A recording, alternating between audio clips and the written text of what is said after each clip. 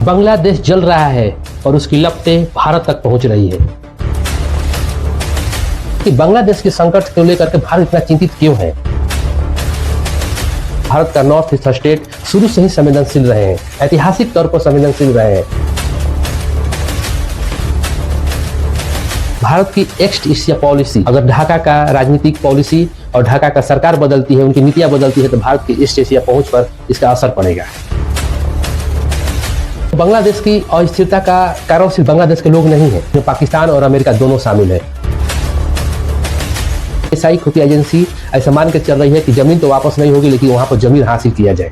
बांग्लादेश का राजनीतिक अस्थिरता पाकिस्तान को सूट करती है।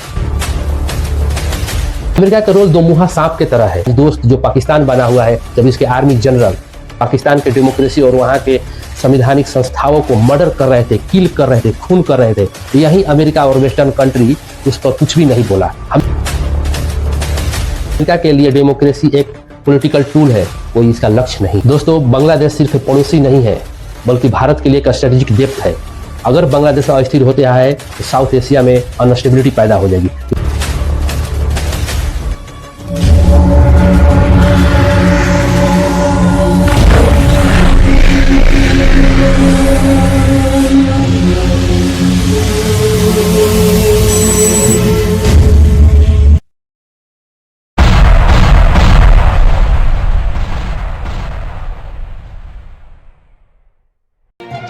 नमस्कार दोस्तों, आज हम बात करने वाले हैं बांग्लादेश में चल रहे संकट के बारे में।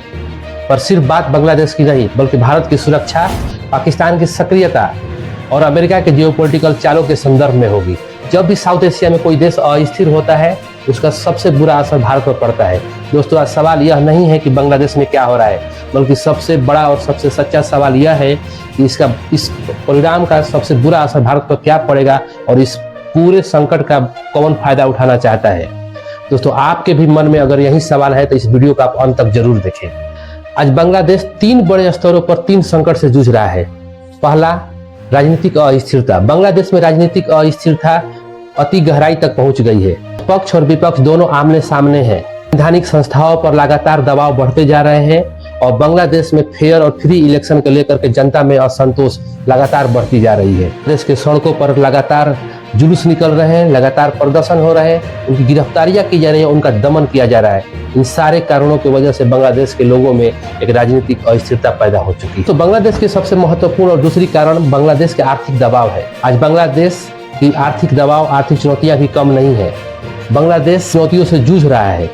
बांग्लादेश में फॉरेक्स रिजर्व यानी कि विदेशी मुद्रा भंडार का कंटिन्यूअस कम होना, बांग्लादेश की इंपोर्ट खर्च का बढ़ना, बांग्लादेश की करेंसी टाका का कंटिन्यूअस डिप्रिसिएशन होना बांग्लादेश की आर्थिक स्थितियों में असंतुलन पैदा कर दिया है।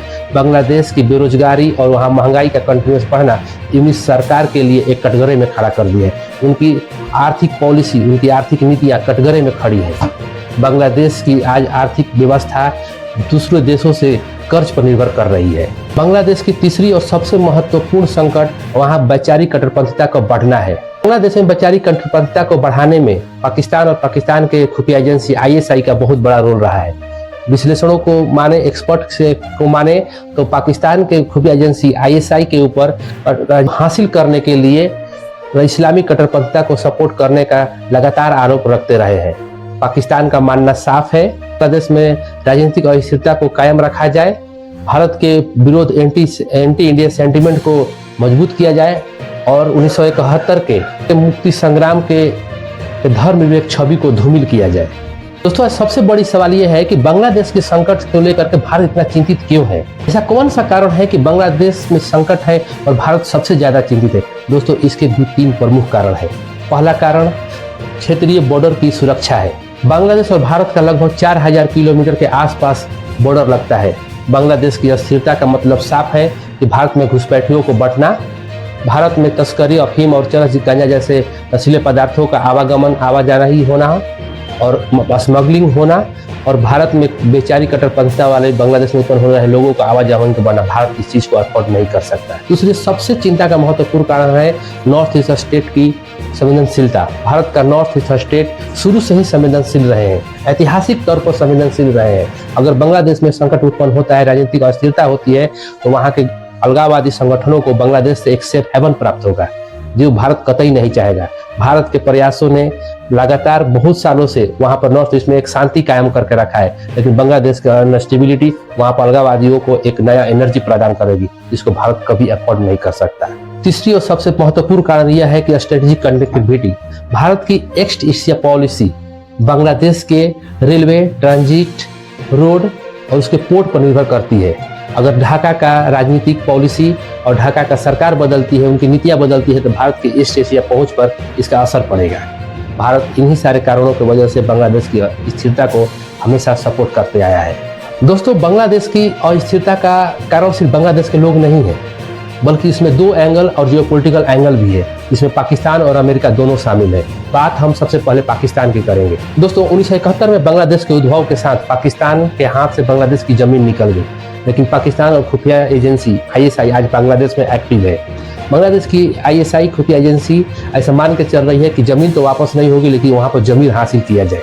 उसके लिए लगातार वहाँ के इस्लामिक संगठनों को असिस्टेंट और पैसा मुहैया करा जा रहा है, जिसके एंटी इंडिया नैरेटिव को वहाँ बिल्डअप किया जा रहा है।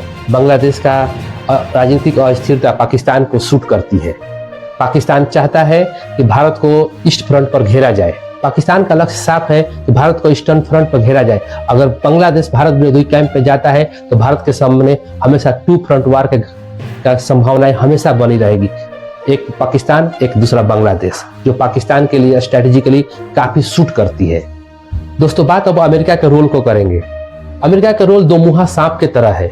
अमेरिका ऑफिशियली दुनिया में नैरेटिव फैलाता है कि अमेरिका दुनिया में फ्री और फेयर इलेक्शन को सपोर्ट करता है, लेकिन आप और हम सभी जानते हैं कि यही अमेरिका का आज दोस्त जो पाकिस्तान बना हुआ है, जब इसके आर्मी जनरल अयूब खान जैसे लोगों ने जब पाकिस्तान के डेमोक्रेसी और वहाँ के संवैधानिक संस्थाओं को मर्डर कर रहे थे, किल कर रहे थे, खून कर रहे थे, यही अमेरिका और वेस्टर्न कंट्री उस पर कुछ भी नहीं बोला, हमेशा उन चीज़ों को सपोर्ट करते आया, क्योंकि अमेरिका और वेस्टर्न कंट्री को पाकिस्तान में डेमोक्रेसी से कुछ मतलब नहीं है।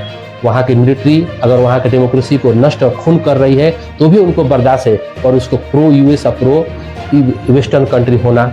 आज इमरान खान जेल में है, पर डोनाल्ड ट्रंप को उससे कोई मतलब नहीं है। आसिम मुनीर को बुला करके वो रेयर अर्थ मटेरियल का रिसर्च करा रहे हैं।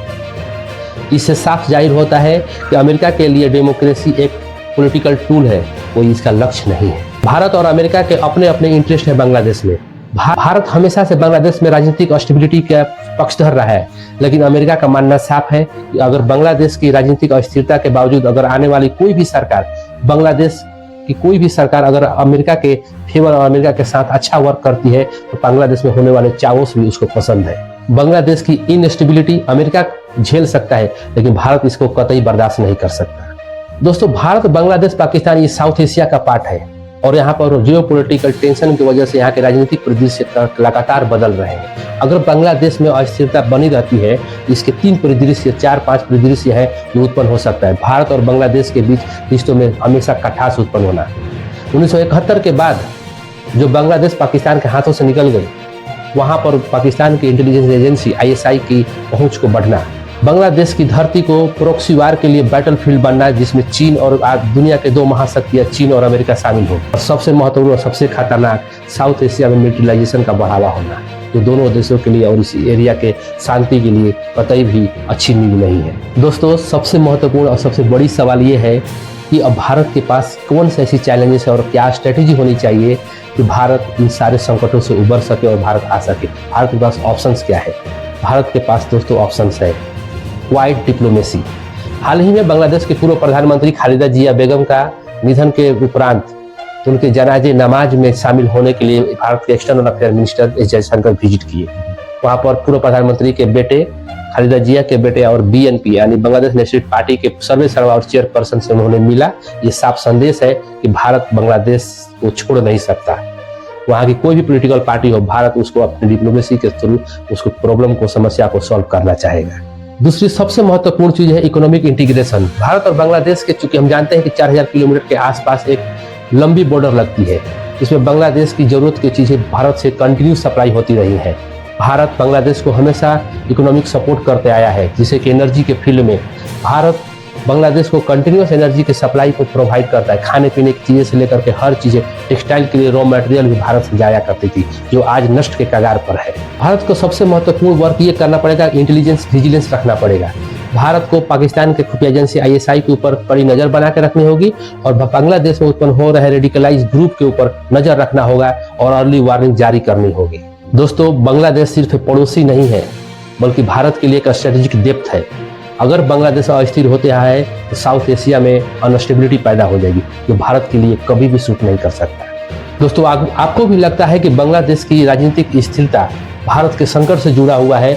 आप इस वीडियो को पसंद आया होगा तो इस वीडियो को लाइक करें, सब्सक्राइब करें, चैनल को शेयर करें और ज़्यादा से ज़्यादा लोगों तक पहुंचाएं, ताकि मोर इंफॉर्मेटिव वीडियो और ऐसे जो पॉलिटिकल वीडियो को हम आपके सामने लाते रहें और आपके सामने पेश करते रहें। Thank you. जय हिंद, जय भारत।